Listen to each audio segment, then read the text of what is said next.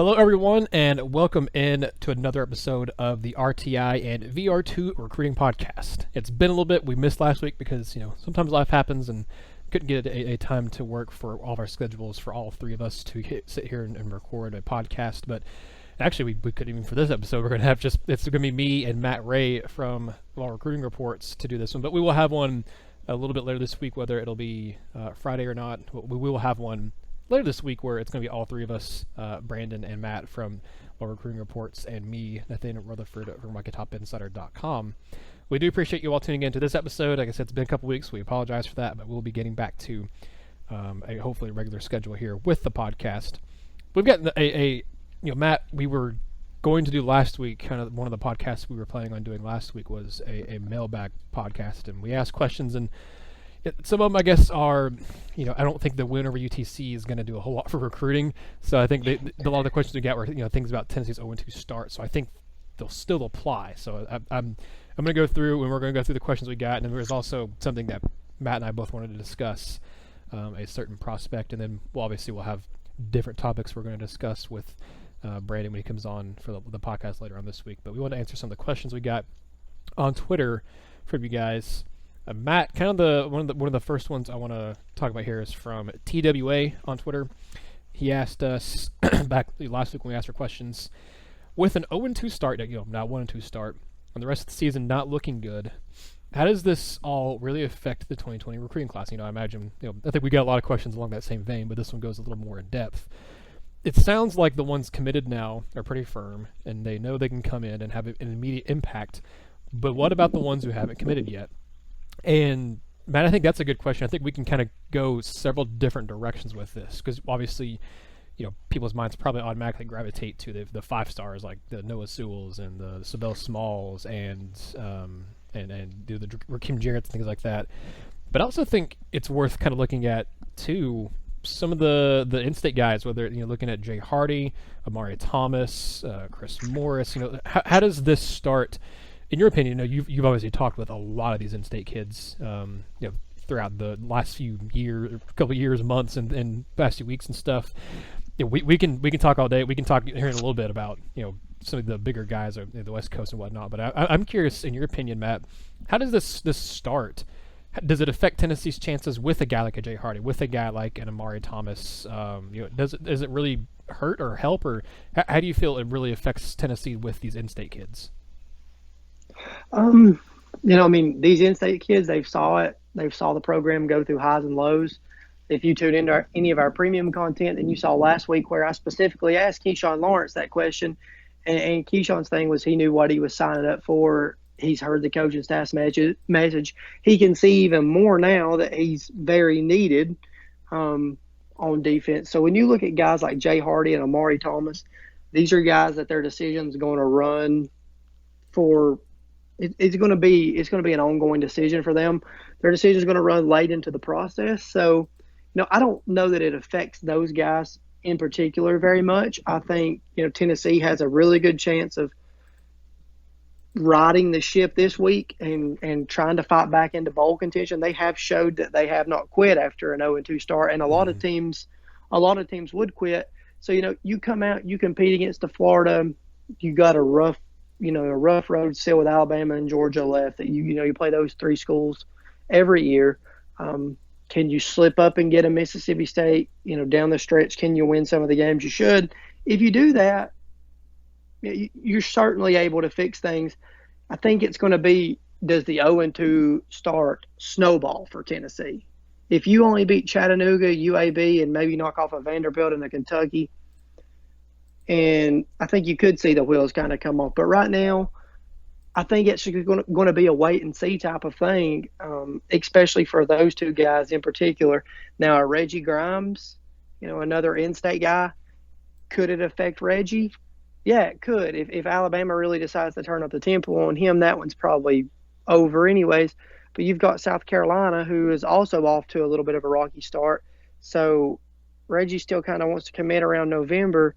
If he decides that he needs, if he just sees South Carolina, turn a corner, whereas Tennessee doesn't, that could push them over the edge. So, there's situations like that where the 0-2 start could snowball and affect different guys. But right now, I don't think it's going to have a tremendous effect. Most everybody wanted to see how they bounce back against BYU after Georgia State. They did bounce back. They really dominated that game from several standpoints, except where it ultimately matters, which is in the loss column. And a lot of these guys that play football, obviously, and watch football every day of their life, they understand that this team's still a work in progress, and it meant a lot to see those coaches get them up off the mat. To kind of switch gears just slightly, staying in that same vein of how this, how does this start kind of affect Tennessee's recruiting class, not just from in-state kids, but looking, Matt, we have, a lot of recruits on right here we can look at that Tennessee is targeting that are highly rated guys, not just the 5 stars, but there's a lot of 4 stars and stuff too who aren't inside Tennessee state borders that are, like I mentioned, you have Noah Sewell, you have Savell Smalls, you have with Kim Jarrett and things like that. If those guys move on from Tennessee, even if Tennessee does kind of turn things around a little bit and even go 5-7, or you do get 6-6, or somehow get to 7-5 even, but if they do get to a bowl game this year, and Tennessee does turn the thing around, but even if they do and those guys don't, they tell Tennessee maybe in October or November, hey, thanks but no thanks, and appreciate your time and all this stuff, but I'm going to be looking elsewhere. Where, in your opinion, Matt, does Tennessee turn on some of those? Because I look at, edge rushing wise and things like that. You have the potential of a guy like maybe a Jacoby Cowan, who Tennessee could absolutely look at again. At wide receiver, though, that's a question that I don't think we got when we asked for questions on the RTI recruiting Twitter, but we did get this one when asked for mailbag questions for our RockyTopInsider.com mailbag, and I didn't put it in there because I thought I'd save it for this podcast. At Tennessee, they can't get Raheem Jarrett, and it looks like LSU's looking really good on offense to start the season. I've felt for a while that I didn't feel great about Tennessee's chances of going ahead and flipping Raheem like a lot of people have, and this start of the season is kind of making me feel even worse about it. But if Tennessee doesn't get Raheem Jarrett, Matt, where in your opinion does Tennessee turn at receiver? Because they have a decent beginning to the receiving class right now. We talked about this, I think, actually the last podcast we talked about, or it might have been the last one we did before the season started, before things kind of went downhill. But Tennessee has off to a pretty good start at receiver right now in their receiving class. But if they can't flip a Raheem Jarrett, where, in your opinion, does Tennessee turn at receiver, and how many guys do you expect maybe them to kind of get in this class? Oh man, that's a really good, really tough question. There's not a lot of places for them to turn when you start looking at guys that they've offered. You come down about 15 people down the list before you find one that's not committed. I still think there's a possibility with Tharu Jones-Bell there at Miami Carroll. Alabama is obviously, and then again you see the Alabama receivers making plays like Jerry Jeudy and Henry Ruggs. They're all over the field, and that's where Tennessee wants to go, and that's the idea with Harrison Bailey. So they're going to have to, if they don't get Raheem Jarrett, they're going to have to convince a kid that you can be the face of this, But really, the Arian Smith's still out there, but he's a heavy Georgia lean. You have to kind of assume that they're going to have to look at some junior college guys that haven't popped up yet. A name that popped up for us this week, and we had just talked about it in our premium notebook, is an Auburn commit, J.J. Evans. He's a top 150 guy, but we had asked him a question about Tennessee several weeks ago and never heard a response, and he came back with a response kind of randomly and mentioned, yeah, I still hear from Tennessee pretty consistently. They're on me a lot, and I will at least try to get up there for a game. I feel like that's the least I could do for them. You hear they're making a pretty big impact when you get a kid that's committed to another school saying, I feel like that's the least I could do for me. At least I can come hear what they're selling me. So, you get kids that are going to take 5 official visits and have fun, and they probably should. I mean, it's enjoyable, and you never know what you're going to see that could change your mind and, make an easy decision for you that you thought you had already made. But anytime you start talking about kids from the state of Alabama, especially at the receiver position with T. Martin, you at least got to raise an eyebrow at it. So he's a guy. You have Porter Rooks, who they really recruited pretty hard in the Charlotte area for a little bit. Could they get him? I think for a little while people thought that Tennessee might be the team that could get him out of the area. I've heard a couple of times that Josh Downs may not be as strong in his North Carolina commitment as it may seem, but I haven't saw that personally from Downs. I know Downs is his dad is the coach is an assistant coach at ETSU, so maybe he wants to stay closer. For that could be interesting. He's also plays on the same 7-on-7 team with Harrison Bailey and is a former teammate with Warren Burrell, so you could watch out for that. Other than that, I don't really know where they're going to be able to turn. And one other name I'll give you to watch is Desalvin Morsham from Hewitt Trustful. Everybody thought he was going to commit to Miami, and that never happened. Then everybody thought he wanted to get back in at Alabama, but now does Alabama have the room? Do they really want him in the class with what they already are number-wise? So it's going to be pretty interesting to watch how that plays out. And trust me when I say Rakeem Jarrett is a top priority. Because of that. There are a couple of names I was going to throw out that you didn't mention there, but I was going to throw out the Worsham was one of them, so I'm glad you mentioned him. But what about guys like Chris Abrams-Drain, and then also he's committed to Ole Miss, obviously, but the one guy who's uncommitted, whose name here you go, and then also there you have Kentron Portier, I think they say his last name. But what do you make of those two guys at receiver? I think Tennessee evaluated Kentron. I think that is how you say it, like you said, Kentron Portier. I think they evaluated him during the spring. I think they really like him. He's a guy with pretty good top-end speed, 6'2", 200 pounds, so kind of reminds you a little bit of Jared Means. They value that type of receiver. I think he's a guy you could also watch. Karan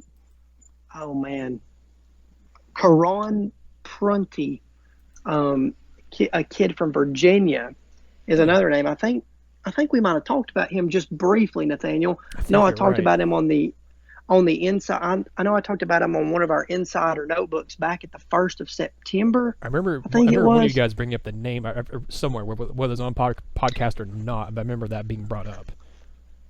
It was very surprising. Tennessee sent him an official offer on September 1st, and that means a tremendous amount. So I immediately reached out because started doing homework, and he is planning to take an official visit, but the other schools around him are small. But when you watch the other schools that are recruiting him in his recruitment are kind of smaller schools. But when you watch him, he's a guy that can really play. He runs track. He kind of fits the mold of what this Tennessee coaching staff wants to do. So that's another very viable name. Almost reminds me of Jordan Young. I'm sorry, not Justin. Jordan Young.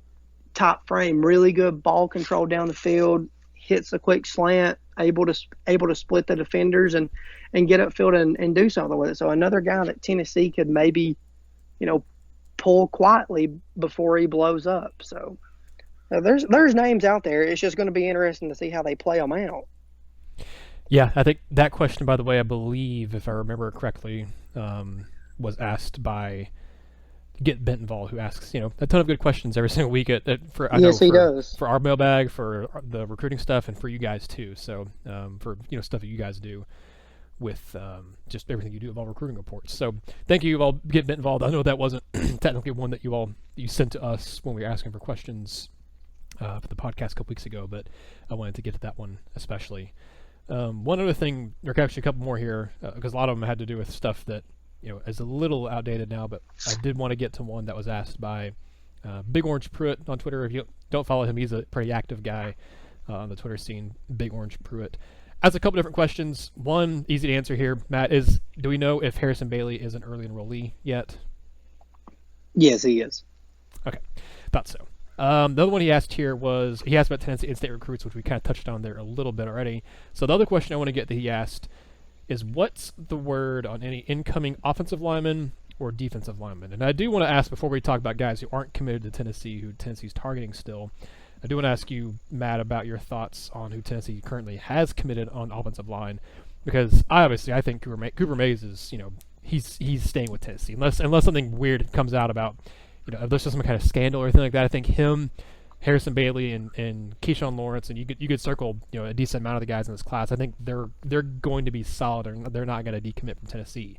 But you look at the other two interior guys that Tennessee has committed right now in their class. I'm curious your thoughts on them, Matt, because I think they're solid. I think they're pretty solid, but their names I've heard people talk about and say, hey, if things go really poorly, and especially with the offensive line, do you think these guys go elsewhere? I think Tennessee's offensive line has played. They've gotten better week by week so far this season. Well, obviously the ultimate test will be this weekend against Florida, but I'm curious in your thoughts on the two other guys besides Cooper Mays, who Tennessee has currently committed on their offensive line. Well, yeah, it's very interesting. I'm like you. I think Tennessee has played well enough on the offensive line that shouldn't be a cause for concern. I think we will again see their biggest test this weekend. And I think this group of guys, this group of five could really live up to the test. It would be a big momentum booster for this team if they can take advantage of a slightly beat up Florida defensive line. But I won't ramble on that. The couple of things that interest me about Javonte Spraggins and James Robinson is Spraggins wasn't even supposed to be at Tennessee when he committed. He was just out there with his team. They worked him out on the side. He got the offer. He thought about it, and he committed. Now, he's been all the way through that full evaluation period. He's really showed out the opening. I'm sure other schools are watching his film. But right now, Tennessee is the offer that is still at the top of the list for him. So if another big name Midwest offer comes in, or another big SEC school offer comes in, things could shake up. But I think he's still locked in pretty solidly with Tennessee. He never wavered any when Antonio Johnson committed or decommitted. So I would just watch offers there for him. That would be the biggest concern. James Robinson, Tennessee beat out several schools for him. Georgia was a school that kind of went back and forth flirting with him on if they wanted to offer. I think that's kind of why he held out a little bit. Georgia's probably done on the offensive line if you look at what Sam Pittman's done again in this class. Auburn's still a school to watch, but they have a pretty good offensive line class. The one thing for me with Robinson will be Tennessee has shown that they're going to play guys wherever, young, old, they're going to move you around. Darnell Wright's working at guard now. So is he able to flex back out to tackle? What does that kind of do to playing time? There's a good chance if Trey Smith stays healthy, he'll be gone after this year. Mm-hmm. That will free up some playing time there. You have other guys in line, Jackson Lampley, who I think is a little bit better suited to be a center myself, but that's not for me to decide. But I think Robinson's a guy that they can work in a multi-dimensional role across the five-man front, and I think he can still see that early playing time.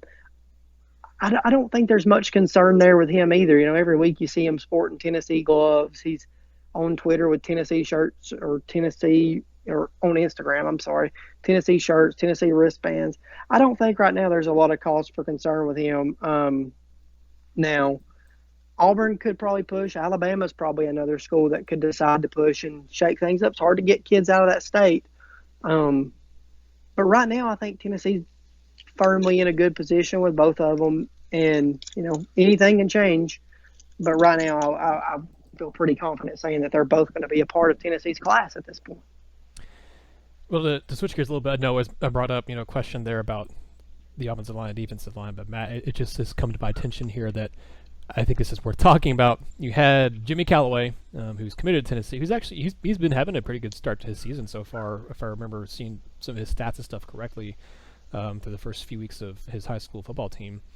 But he was interviewed by Chad Simmons of Rivals.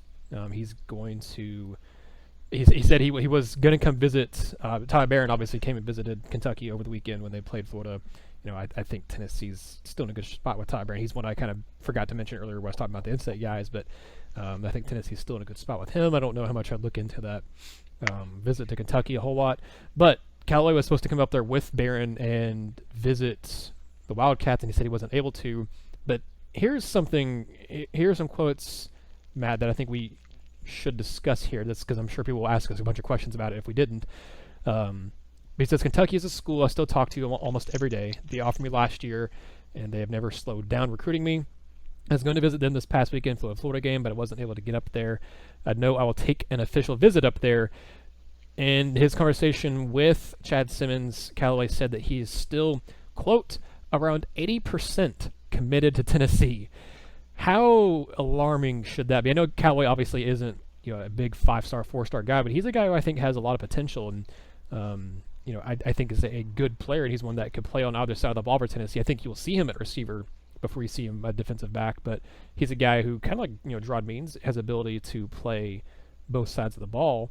But how concerning should that quote be to Vol fans who Calloway just comes out and says, hey, I'm around 80% committed to the Vols right now? That's kind of a concerning quote, especially when you're talking about taking official visits to other schools. And Tennessee's obviously I wouldn't say they're recruiting over him, but they are recruiting around him. I'll say that. I guess is the way to say that. They're not building a class around him, but they're kind of recruiting around him with other, wide receivers. He could almost end up without a spot at Tennessee if things go correct. So it would be kind of foolish for him to, not take a look around. And maybe that quote is, a way to get a little bit more of attention back to him. Guys do that.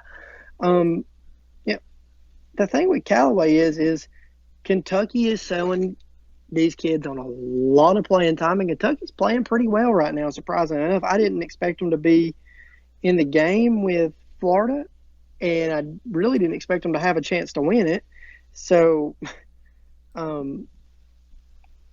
what kind of role is Kentucky selling them on as compared to Tennessee?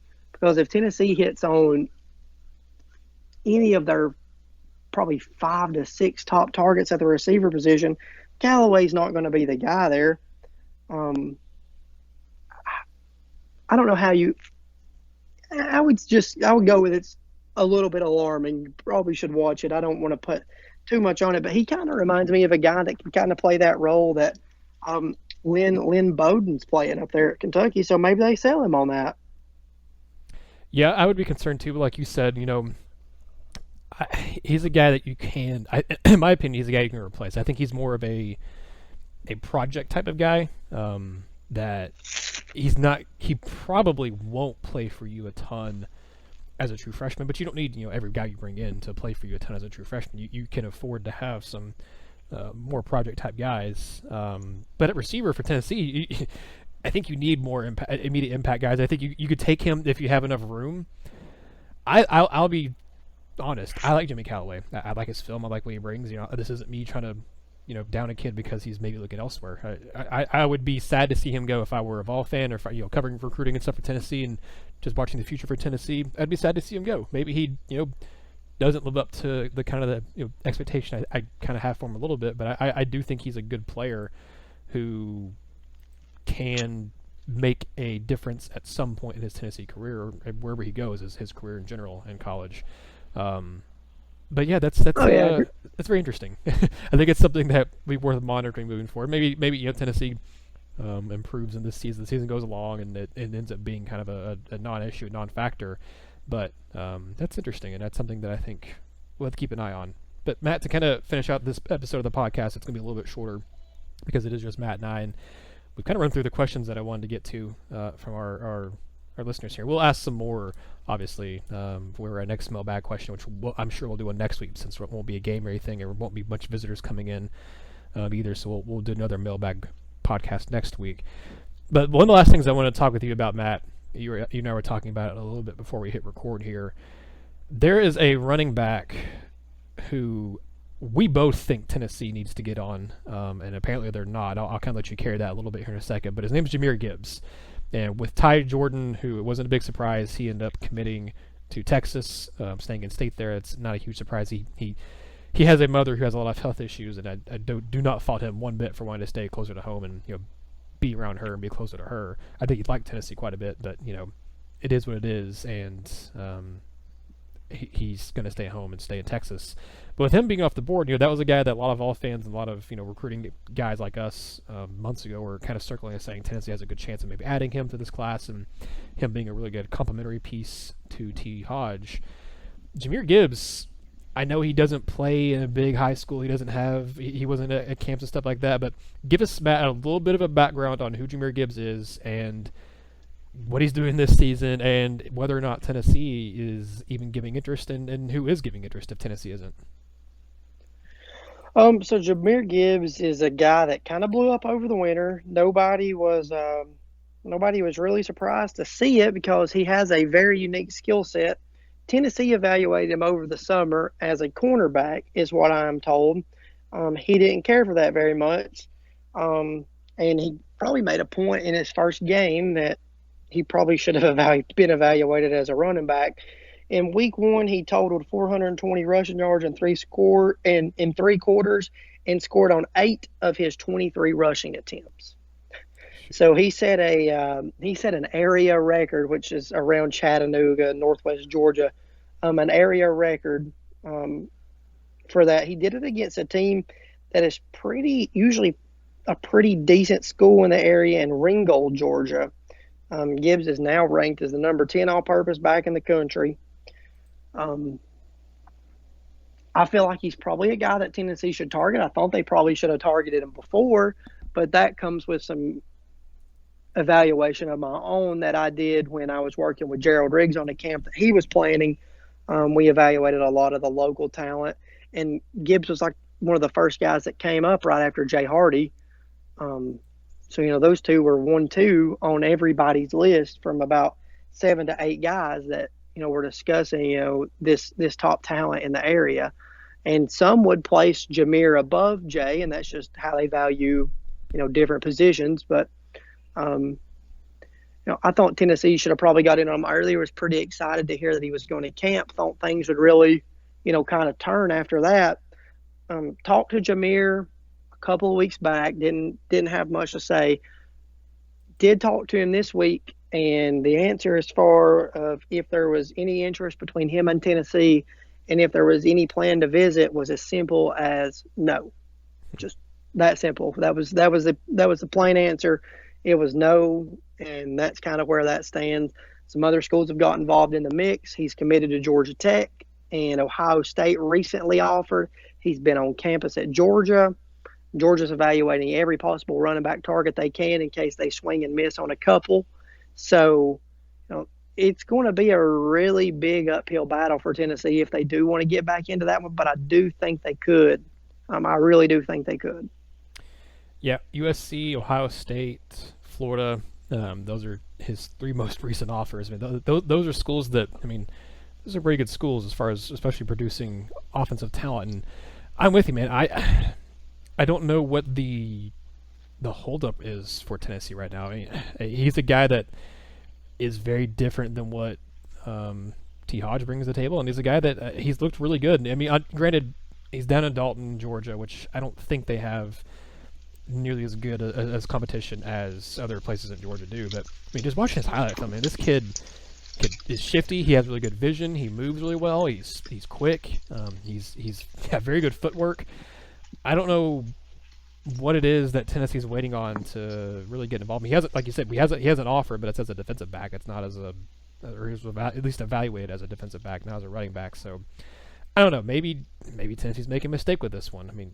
The staffs make mistakes all the time. There have been other, you can look at other SEC schools make mistakes in recruiting kids or not recruiting kids, and I think Tennessee has a really good back with T. Hodge, but they have a guy in Eric Gray who does, similar things and maybe even better than what Jahmyr Gibbs does, because Gray, I think, is a phenomenal player. He's going to turn into one. I think he's got the potential to be a phenomenal player for Tennessee. But you need a big back with, a bruiser, and Tennessee doesn't have that right now. That's why you've heard talk about maybe putting Jerry Banks back there for a few plays or a Quavaris Crouch for a few plays, but they don't have a big bruising back. They don't really feel like they – maybe the thing is, Matt, they don't feel like they need a shiftier, smaller back in this class, and maybe they'll look for one. Obviously, they were recruiting Ty Jordan pretty hard, but I think they had him higher up on their list, and if they couldn't get him, then I think they were okay. Maybe they're okay waiting. I think they're also looking at Keziah Holmes, who I think he can play multiple positions, but maybe if they missed out on their top 2-3 guys at the position, maybe they feel like they're okay not taking another back of that caliber in this class, or maybe they even try to go for a second bruising back. And I mean, the numbers in this class, we haven't had a chance to talk about it yet in a podcast. Maybe we can do that later on this week when we do the second podcast here. But I mean, the numbers are going to be interesting to see how they play out, because you have a lot of needs at a lot of positions, and maybe Tennessee just feels like they need to prioritize another position over bringing in a second back. Maybe that's what it is, or maybe they just aren't a fan of Jahmyr Gibbs, and I don't know. To me, it's just from an outsider's perspective, from one who doesn't have any kind of access to their recruiting board, it just seems a little weird to me that they aren't, pushing a little harder for him. Yeah, I agree. I think it's kind of one of those situations where maybe they don't feel like they have to. I do think Ty Jordan was very high up that board. Dalton, you're right. The area they're in, they don't play the best talent. They do go down, and they do play some good schools during the regular season. Creekview being one, and Harrison, which is home of Justin Fields. They play those two schools every year. That's their biggest competition. You're either going to go. If they win those two, they're probably going to go 10-0. If they lose those two, they're probably going to go 8-2. That's and they play decent competition in 6A through the playoffs. Although I don't feel like 6A is the strongest. It's 5 or 6A, maybe 5A. I think it's 6A in the playoffs. But I don't really know what the holdup is. He's not playing. He's not playing 1A talent. He is a guy that I would imagine at some point you almost have to kick into gear with and try to make a run at. But I don't know when you do it, because at this point he seems like he's a little sour about it. So we'll see.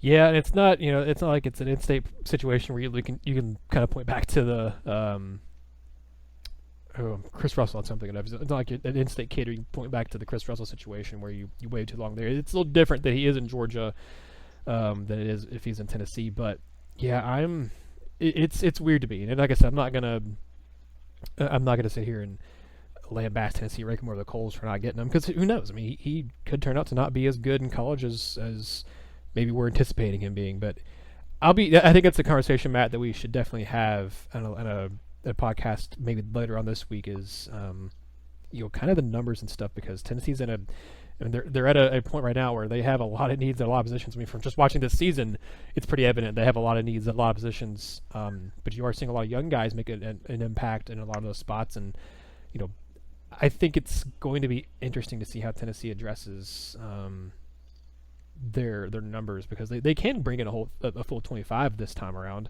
but that's still not big enough to really bring in all the pieces you need to start flipping this roster as much as you'd like. So we'll kind of cover that probably in the second podcast this week. But Matt, before we sign off here, I want to let you have a chance. You kind of plug a little bit there, some of the premium content you have. Plug all the stuff you have on your all's premium content on your free site. Let everybody know kind of stuff you have coming down the pipe at Raw Recruiting Reports, and what they can also check out currently. Yeah, okay. So as I mentioned, our Insider Notebook just went live. That's a weekly thing. It's every Wednesday. I never know when it's going to release, because sometimes I try to hold out for answers on guys that I want to talk to. This morning I had everything back that I needed, so it came out early. Check that out. There's several pages of notes, quotes, intel from sources that we talk to throughout the week about 4- and 5-star guys in 2 to 3 different classes usually. It's $2 a month to sign up for premium. With that, you get the Insider Notebook weekly, a weekly recruiting chat, several prospect video interviews from the games that we cover, and then anything else that happens. There's some premium interviews. So I think last week we had a premium interview with Keyshawn Lawrence, where he talked about what Derek Ansley's message to him was after the Georgia State loss. So check that out. $2 a month, billed monthly. Free site, we put up, Brandon does a Friday Night Files that's a really good read. Intel on what he actually saw from the prospect, what he heard from people around the game about the prospect's game. intel from coaches about the prospect, high school coaches, that is, and then some notes on the prospect herself and his own evaluation. So that's pretty good in stuff as well. So, check all that out, and then the premium stuff all goes out on Twitter, so you can sign up with a click of a button. This week, sorry, Nathaniel. Okay, I was going to say also, I had to catch my breath. You're good. Go ahead. This week, so what we have planned for the premium insiders this week, as well as for for our Twitter following, you guys get highlights and stuff like that, Facebook and Instagram as well. Dale's going to go to Ottawa and cover Bradley Central, which is home to the number one athlete in the state, Trey Curry. I will be at Macaulay to see Macaulay and Knoxville Catholic. So you'll have Jay Hardy there. You'll have Tyler Barron, Cooper Mays, and all of the guys in between for those several classes, because Knoxville Catholic has a kid offered in every class, I believe. And then Brandon will be at Innsworth and Baylor, so he'll see Keyshawn Lawrence, Andre Turrentine. I know we saw those two guys already. And then Elijah Howard, the 2021 Tennessee commit. So those are the best games for the most prospects. So that's where we'll be this week. So, tune in and you'll get your $2. You can go back and read everything for the past couple of months, and then you can catch that all this week. Awesome. That sounds fantastic. Check it out, recruitingreports.com. And as you said, you have links and stuff on your social media to your premium content and to the main website. We are, of course, RockyTopInsider.com. All kinds of stuff for you during Florida Week this week. And we'll, of course, be all kinds of stuff for you during and after the game as well over the weekend. We should have another RTI and VR2 recruiting podcast coming out later this week. Hopefully on Friday we'll have it done. We'll have plenty of podcasts and things like that for you. Regular football stuff too on RockyTopInsider.com. So be sure you're checking on that and listening to all that and viewing it, because we have YouTube and stuff too, where we allow you all to have different ways to interact with it that way. So thank you all. We'll do another mailbag question podcast next week. So bring your questions. I'm sure you'll have plenty after the Florida game, whether it's a win or a loss. I'm sure that'll kind of affect a lot of the questions we get, but we'll be looking forward to getting questions from you guys for next week. But signing off for Matt and, of course, Brandon, who is not here, but he'll be back for the next podcast. I'm Nathaniel Rutherford. This has been another episode of the RTI and VR2 Recruiting Podcast.